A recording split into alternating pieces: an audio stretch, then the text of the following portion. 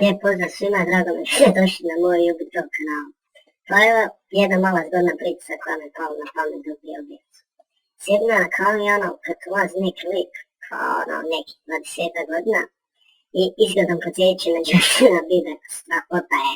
Kad sam ga vidio, odmah mi presila kava i sve cigarete koje sam ga pušao.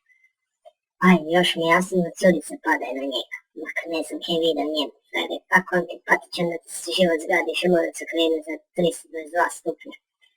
A kad vidiš lika da se fura na njega, onda se čovjek zapita, pa gdje to ja živim, ne, katastrofa. Sad pazi, Fred ima navijačku hordu, Bliberi, kako već.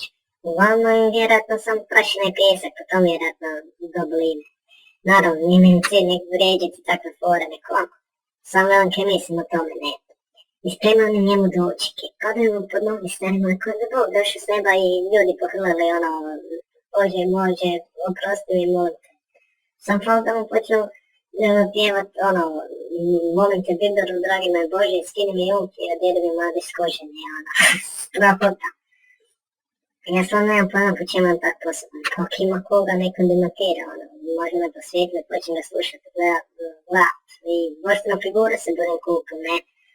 Kaj radi pizdarije sam tako, koga to briga, jer on je jedini, tako poseban i mio, on je iznad svega i volim ga silno, nema njemu ravna, cijela kugla zemaljska, čak i vanzemaljci koji ću mu iz sveg glasa, dođi Bieberu k nama ti, da klanjamo ti se svi, spomenik ćeš dobiti i ženit ćemo te svi. Katastrofa. Čim si više bedast, to si više popularniji, nemam riječi. Pozdrav svima i uživajte. Arrivederci.